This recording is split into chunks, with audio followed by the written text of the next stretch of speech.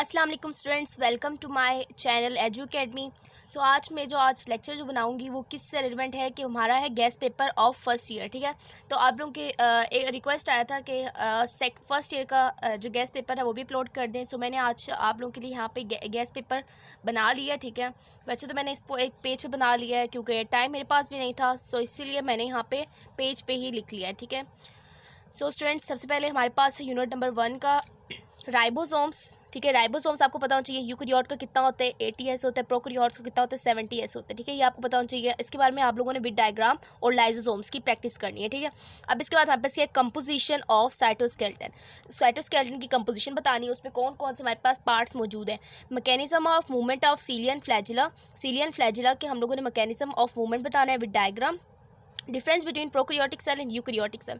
अब स्टूडेंट्स आप लोग अगर देख रहे हो कि मैं डायग्राम बार बार बोल रही हूँ, क्यों बोल रही हूँ? क्योंकि बायो में आपका डायग्राम ही मेन क्या होता है, फोकस होता है, मेन पॉइंट होता है। सो आप लोगों ने क्या करना है कि डायग्राम पे भी फोकस देना है। ये हो सकता है कि आपके पास लिखने के लिए कोई मटेरियल ना आए, जो मैंने आपको टॉपिक बताया उनमें से हो सकता है डायग्राम आ जाए। ठीक है, तो इसीलिए आप लोगों ने डायग्राम के भी साथ साथ प्रैक्टिस करनी है। पेपर आप लोग ये नहीं कह सकते कि ई शीट है तो पेपर में आप लोगों का डायग्राम्स नहीं आ सकता, ये कहना कबल अज़ वक्त होगा, क्योंकि हो सकता है कि पेपर में आप लोगों को डायग्राम ही दे दें। ठीक है, सो आप लोगों ने क्या करना है, डायग्राम्स की भी साथ प्रैक्टिस करनी है। Explain hydrophobic exclusion. Hydrophobic exclusion क्या होता है यूनिट 2 से, और ये हमारे पास क्या है, वाटर की प्रॉपर्टीज़ में से। उसके बाद हाई पोलैरिटी या वाटर की पोलैरिटी हाई क्यों है, due to hydrogen and oxygen.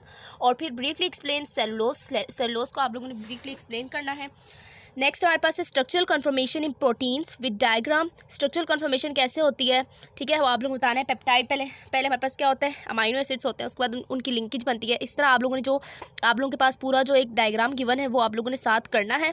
उसके बाद है हाउ पॉलीपेप्टाइड चेन इस फॉर्म। पॉलीपेप्टाइड चेन कैसे बनता है, अमाइनो एसिड 2 यूनिट कैसे जुड़ते हैं, और कैसे हमारे पास पेप्टाइड बॉन्ड बनाते हैं, वो सब कुछ आप लोगों ने बताना है इसमें। Describe sickle cell anaemia. Sickle cell anaemia क्यों कैसे होता है, ड्यू टू पॉइंट म्यूटेशन की वजह से आपके पास सिकल सेल एनीमिया होता है, उसके बारे में आप लोगों ने डिस्क्राइब करना है, ये भी पेपर में आने के चांसेस हैं। उसके बाद अगला है difference between fibrous and globular proteins और फाइब्रस प्रोटीन्स के दरमियान आप लोगों ने डिफरेंस बताना है। उसके बाद स्टूडेंट्स नेक्स्ट है व्हाट इज़ एस्टरिफिकेशन। एस्टरिफिकेशन क्या होता है, ये मैंने कहाँ से लिया, फ्रॉम एसिल ग्लिसरॉल से लिया।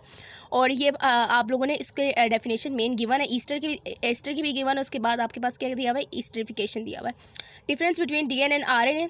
डीएनए और आरएनए में क्या फ़र्क होता है, डीऑक्सी राइबोज होता है, राइबोज शुगर होता है इसमें, और इसके न्यूक्लियोटाइड्स में इसमें क्या होता है, थायमीन होता है, इसमें यूरासिल होता है। इस तरह आप लोगों ने इसके डिफरेंस बताने हैं। ठीक है, अब उसके बाद डीएनए क्या होता है, डबल हेलिक्स होता है, और आरएनए क्या होता है, सिंगल स्ट्रैंड होता है। Watson and Crick model of DNA, ये भी लॉन्ग में आने के चांसेस हैं।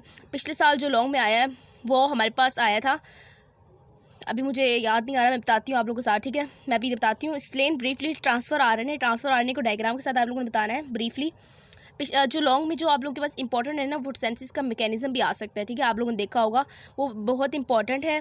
पिछले साल तो नहीं आया, लेकिन इस साल आ सकता है। ठीक है, हम लोग कुछ भी नहीं कह सकते क्योंकि इंपॉर्टेंट है वो। और फिर ट्रांसफ़र आने को आपने ब्रीफली एक्सप्लेन करना है। नेक्स्ट हमारे पास क्या है, नेक्स्ट हमारे पास है explain mechanism of induce fit model with diagram के साथ आप लोगों ने इंड्यूस फिट मॉडल को एक्सप्लेन करना है। ठीक है, ये भी हमारे पास आप लोगों ने 10th में पढ़ के आए हैं। इंड्यूस फिट मॉडल है, और दूसरा हमारे पास क्या, लॉक एंड की मॉडल। तो ये आप लोग डायग्राम साथ करेंगे। ठीक है, एपो एंजाइम क्या होता है, होलो एंजाइम क्या होते हैं, और टाइप्स ऑफ कोफैक्टर्स कौन कौन से हैं। और इसके बाद how substrate concentration effect enzyme को कैसे इफेक्ट करता है, सबस्ट्रेट कंसंट्रेशन इंक्रीज या डिक्रीज हो तो।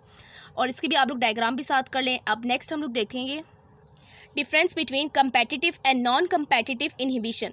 नॉन कंपेटिटिव और कंपेटिटिव के दरमियान डिफरेंस बताना है। ठीक है, और उसके बाद फीडबैक इनहिबिशन बताना है। और उसके बाद एक्सप्लेन लाइसिस आप लोगों ने बताना है कि वो कैसे प्रोटीन्स वो होते हैं, एंजाइम्स होते हैं। और फिर explain 3 distinct types of venom which act on body. ये हमारे पास बॉक्स से, ठीक है, एंजाइम वाले चैप्टर के बॉक्स से लिया गया है। और 3 टाइप्स ऑफ वेनम आप लोगों ने बताना है कि वो किस तरह बॉडी पे एक्ट करते हैं। Explain chlorophyll with diagram. Chlorophyll की डायग्राम के साथ आप लोगों ने प्रैक्टिस करनी है। डायग्राम की अगर आपके पास शॉर्ट में स्पेस ना हो तो आप लोगों ने छोटा छोटा सा बनाना है और क्लियर करके बनाना है। Different types of carotenoids, xanthophylls होते हैं, और दूसरा हमारे पास है मतलब इसके जो दोनों टाइप्स हैं वो आप लोगों ने बताना है। ठीक है, कैरोटीनॉइड्स के गिवन है आपके पास बुक में, क्लोरोफिल के क्लोरोफिल से नेक्स्ट आके जो पेज है उसमें गिवन है। उसके बाद है role of water in photosynthesis. Photosynthesis में रोल ऑफ वाटर क्या है, वाटर ही ऑक्सीजन कहाँ से आता है हम लोगों ने ये देखना, और ये इसके लिए हमारे पास क्या दिया हुआ है, एक हाइपोथेसिस गिवन है। उसके बाद है whole mechanism of photosynthesis with diagram. So students ये आपके पास लॉन्ग इंपॉर्टेंट है, ठीक है, और इस लॉन्ग को आप लोगों ने फिंगर टिप्स पे याद करना है, और डायग्राम आप लोगों ने मस्ट बनानी है। डायग्राम के बगैर आप लोगों को मार्क्स नहीं मिलेंगे। नेक्स्ट हमारे पास है Calvin cycle, very very important, ये भी हमारे पास इंपॉर्टेंट है, मतलब इस चैप्टर में से ना ज़्यादातर इंपॉर्टेंट ही है, ठीक है। ऑक्सीडेशन ऑफ पायरुवेट, पायरुवेट कैसे ऑक्सीडाइज होता है। क्रेब्स साइकिल, क्रेब्स साइकिल का दूसरा नाम है TCA, तीसरा नाम है citric acid cycle with diagram. इसको आप लोगों ने डायग्राम के साथ इसको भी प्रिपेयर करना है, मतलब जो साइकिल के टाइप के जो डायग्राम्स बनते हैं उनके आने के चांसेस भी होते हैं, ठीक है। इंपॉर्टेंस ऑफ G3P, G3P क्या इंपॉर्टेंस है और वो डायग्राम भी आप लोगों के साथ प्रिपेयर करना है। और व्हाट इज़ C4 फोटोसिंथेसिस और हैच स्लैग साइकिल, मतलब ये आपके पास C4 का दूसरा नाम क्या हैच स्लैग साइकिल है, और इसमें आप लोगों ने बताना है कि इसमें हमारे पास कैसे फोटोसिंथेसिस होती है, डायग्राम भी साथ, एक्सप्लेनेशन भी साथ करनी है। लॉन्ग में ये भी आ सकता है, ठीक है। और उसके बाद draw schematic representation of pathway involve in respiration. Respiration में जो आपके पास स्कीमेटिक पाथवे इन्वॉल्व है वो आप लोगों ने बताना है, ठीक है, जो आपके पास लाइसोसोम्स के अंदर, पेरोक्सिसोम के अंदर होता है, और वो जो आपके पास C4 प्लांट्स C4 फोटोसिंथेसिस की बिल्कुल टॉप पे दिया हुआ है, ऊपर ही दिया हुआ है, ऊपर पेज ही पे है, और C4 पे नीचे से स्टार्ट हो रहा है ना पेज के। सो आप लोग अगर वो देखेंगे, या मैं आपको दिखा देती हूँ, ठीक है। तो स्टूडेंट ये वो डायग्राम है जिसकी मैं बात कर रही हूँ, ठीक है। ये आप लोगों ने डायग्राम साथ करनी है, और इसमें आप लोगों ने इस चीज़ का ख्याल रखते हुए आप लोगों ने सारी चीज़ एज इट इज़ बनानी है, ठीक है। तो स्टूडेंट नेक्स्ट हमारे पास क्या है, कैरेक्टरिस्टिक्स ऑफ वायरसेस, वायरसेस के क्या कैरेक्टरिस्टिक्स हैं, और स्ट्रक्चर ऑफ बैक्टीरियोफेज, ये डायग्राम भी आप लोगों को आनी चाहिए, बैक्टीरियोफेज किस तरह का होता है, और virus can pass unfavourable condition outside the host, virus कैसे अनफेवरेबल कंडीशन से गुजर सकता है, उसके बारे में आप लोगों ने क्लू देना है, वो आप लोगों ने एक्सप्लेनेशन पूरी लिखनी है जो आपके पास पैराग्राफ में गिवन है। Life cycle of bacteriophage in lysogenic cycle, lysogenic cycle में लाइफ साइकिल और बैक्टीरियोफेज कैसे परफॉर्म होता है। इन्फेक्शन फेज भी लिखना है आप लोगों ने, उसके बाद लाइफ साइकिल भी लिखना है, ठीक है। और क्योंकि इन्फेक्शन फेज लाइजोजेनिक, और दूसरा जो हमारे पास है लाइफ साइकिल जो है ना वो हमारे पास लाइटिक सेल और लाइटिक साइकिल और जो लाइजोजेनिक साइकिल है दोनों में डिफरेंस है, लेकिन जो इन्फेक्शन फेज है ना वो दोनों में क्या है, इन्फेक्शन प्रोसेस जो है वो दोनों में सेम है। सो इन्फेक्शन प्रोसेस से आप स्टार्ट करेंगे और लाइजोजेनिक पे आके ख़त्म करेंगे। Uses of bacteriophage in genetic engineering, genetic engineering में बैक्टीरियोफेज किस लिए यूज़ होता है ये आपके एप्लीकेशन बेस्ड क्वेश्चन में आ सकता है, ठीक है। अब इसके बाद नेक्स्ट हमारे पास है human immuno deficiency virus HIV with diagram, ठीक है। डायग्राम के साथ आपने इसकी प्रैक्टिस करनी है, डायग्राम आपकी बुक में बड़ा सा बनाया हुआ है, ठीक है। और इसकी लाइफ साइकिल तो आपने मस्ट प्रिपेयर करना है, ठीक है, life cycle he must prepare करना है, ये भी आ सकता है, ठीक है। अब इसके बाद नेक्स्ट हमारे पास क्या है, नेक्स्ट हमारे पास है अपॉर्चुनिस्टिक डिजीज़। इसमें आप लोगों ने बताना है कि HIV कैसे अपॉर्चुनिस्टिक डिजीज़, यानी सारी डिजीज़ को कैसे अपॉर्चुनिटी देती है कि वो भी विकास करें। ट्रीटमेंट ऑफ एड्स बताना है आप लोगों ने। एक्सप्लेन हर्पीस सिम्प्लेक्स, ये भी आ सकता है, हर्पीस सिम्प्लेक्स ये भी आपके पास इंपॉर्टेंट है, ठीक है। और इसमें आप लोगों ने ओरल हर्पीस और जेनाइटल हर्पीस ये दोनों लिखना है, ठीक है, इसमें टाइप्स, और इसमें difference between prions and viroids, viroids से प्रायोन्स के दरमियान आप लोगों ने डिफरेंस बताना है, और ये बताना है कि ये कहाँ कहाँ इफेक्ट करता है और क्या क्या कॉज करता है। नेक्स्ट हमारे पास है difference between archaea and bacteria, archaea bacteria के बारे में डिफरेंस बताना है, जो कि आपके पास आपके नेक्स्ट चैप्टर में चैप्टर नंबर 6 में आपके पास टेबल में गिवन है, ठीक है। और इसका पेज नंबर जो है वो पेज नंबर 123 है, ठीक है, उसमें आपके पास टॉप पे गिवन है। और नेक्स्ट हमारे पास है डिफरेंस बिटवीन साइनोबैक्टीरिया, साइनोबैक्टीरिया का आप लोगों ने पूरा बताना है। Explain bacterial cell wall, bacterial cell wall बताना है। और फिर आप लोगों ने difference between gram positive and gram negative भी बताना है, ठीक है। Gram positive and gram negative मतलब ये भी आ सकता है, दोनों डिफरेंसेस आने के ज़्यादा चांसेस होते हैं एज़ कम्पेयर टू एक्सप्लेनेशन, यानी जो पैराग्राफ वाले जो क्वेश्चन होते हैं वो उनके आने के इतने चांसेस नहीं होते जितना डिफरेंस का होता है बायो में। बैक्टीरियल अपेंडिजेस के बारे में आप लोगों को बताना है। आप लोग ये भी याद रखें कि आप लोगों के पास जो diversity in shapes of bacteria given है वो आप लोग पढ़ लें, इजी है वो, आसान है, आप लोगों ने बस इसका कंसेप्ट लेना है, ठीक है। और बैक्टीरियल अपेंडिजेस आप लोगों ने करने हैं। और नेक्स्ट हमारे पास है बैक्टीरियल स्पोर्स एंड सिस्ट, कैसे बनता है, क्या काम करता है। Growth of bacteria for long, growth of bacteria growth कैसे होती है, ठीक है। उसमें आप लोगों के पास एक टिपिकल ग्रोथ कर्व दिया हुआ है ऑफ बैक्टीरिया पॉपुलेशन। और इसमें आप लोगों के पास फेजेस सारे आप लोगों ने करने, लैग फेज, लॉग फेज या एक्सपोनेंशियल फेज, और सेकेंड लास्ट है स्टेशनरी फेज, लास्ट हमारे पास है death and decline phase. Next है फिजिकल मेथड, नहीं sorry, what do you know about transduction, transduction के बारे में आप क्या जानते हैं ये आप लोगों ने बताना है। और ये पेपर में आ सकता है with diagram, physical methods to control bacteria और members of normal flora and its location. आपके पास ये बॉक्स में गिवन है और ये किस पेज पे है ये भी मैं आप लोगों को बताती हूँ ताकि आप लोगों को मसला ना हो, ठीक है।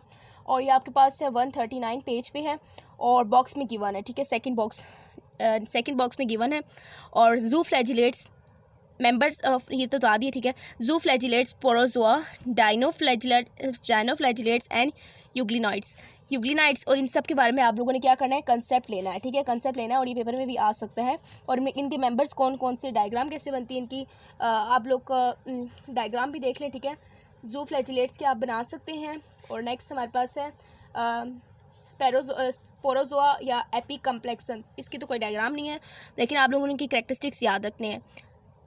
मिक्सोमाइकोटा एंड ऊमाइकोटा फॉर लॉन्ग, ये भी लाइफ साइकिल है, सो इसलिए ये भी इसके भी आने के चांसेस हैं। और where agar is use, agar कहाँ यूज़ होता है। अब ये एगर से रेलिवेंट जो क्वेश्चन है वो आपके पास 154 पेज नंबर पे बिल्कुल बॉटम पे है।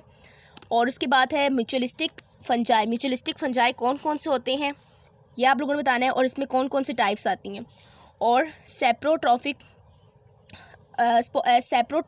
फंजाई, इसके बारे में भी आप लोगों को क्वेश्चन आ सकता है कि ये होते क्या हैं, ठीक है। और उसके बाद asexual reproduction in fungi, asexual reproduction fungi में कैसी होती है, ठीक है।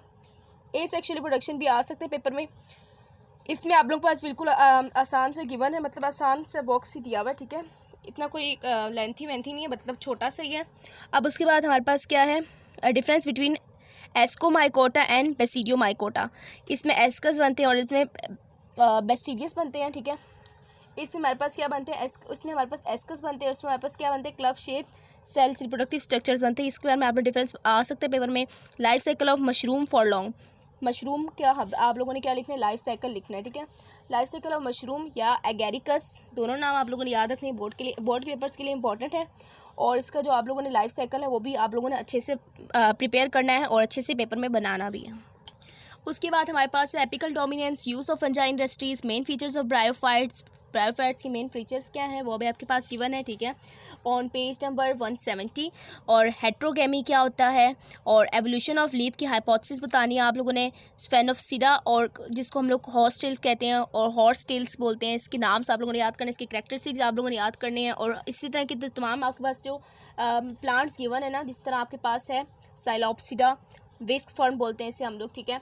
ये आपके पास MCQs में आ सकते हैं कि इसको हम लोग क्या बोलते हैं, टीरोप्सिडा फर्न्स बोलते हैं। मतलब ये आप लोगों ने क्या करना है, कैरेक्टरिस्टिक्स और फीचर्स को याद रखते हैं। लाइफ साइकिल ऑफ फर्न्स या अडियांटम, इसके आप लोगों को लाइफ साइकिल याद रखना है। फॉर लॉन्ग, ये भी लॉन्ग के लिए इंपॉर्टेंट है, ठीक है। इसके बाद हमारे पास है एवोल्यूशन ऑफ सीड कैसे इवॉल्व हुआ है, ये भी आप लोगों ने प्रिपेयर करना है। Life cycle of flowering plants, मतलब आप लोगों का जो कोर्स है ना बहुत ही लेंथी है, सो इसीलिए यहाँ से आप लोगों को अभी जो मैंने गेस बताया ये ज़्यादा लग रहा होगा। तो स्टूडेंट्स आप लोग ने पेपर फुल प्रिपेयर कर लिया, मतलब बुक की तैयारी करने के बाद आप लोगों ने इन तमाम सवाल को दोबारा रिवाइज़ करने, सवालात को सारों को रिवाइज़ करना है, ठीक है। उसके बाद फिर आप लोग को पेपर में यानी आप लोग कर सकेंगे, अपना अच्छा परफॉर्म कर सकेंगे, ठीक है। Life cycle of flowering plants long के लिए करना है, ठीक है। एनिमेलिया फर्स्ट पेज, एनिमेलिया के जो 191, 192, 193 ये तीनों पेजेस आप लोगों ने क्या करने हैं, इनको पढ़ना है, ठीक है। इसमें हमारे पास आपको क्या दिया हुआ है। अदरवाइज़ इससे आगे जो आपके पास जो पूरा चैप्टर है ना वो for objective portion is very important. इसमें से कोई भी क्वेश्चन आ सकता है, ठीक है। तो पिछले साल का अगर पेपर देखें तो उसमें हमारे पास क्या दिए हुए थे, 2 MCQs दिए हुए थे इस चैप्टर में से, ठीक है। तो इसी तरह अब नेक्स्ट है water potential, solid potential, pressure potential, all concept. इसका आपको पता होना चाहिए कि कंसेप्ट इसमें क्या दिया हुआ है आपको, इसमें आपको देना क्या चाहते हैं और आप लोगों ने देखना है कि कंसेप्ट आपको क्या दिया जा रहा है। नेक्स्ट हमारे पास है uptake of water by roots and pathways. आप लोगों ने नेक्स्ट क्वेश्चन में क्या करना है कि इसमें आप लोगों ने विद डायग्राम करनी है, ठीक है। डायग्राम भी साथ करना है, हो सकता है ये भी लॉन्ग में आ जाए, ठीक है, ये भी इंपॉर्टेंट ही है। और इसमें आप लोगों ने बताना है कि एपोप्लास्ट पाथवे कौन सा होता है, सिम्प्लास्ट पाथवे कौन सा होता है, वैक्यूलर पाथवे कौन सा होता है, ठीक है।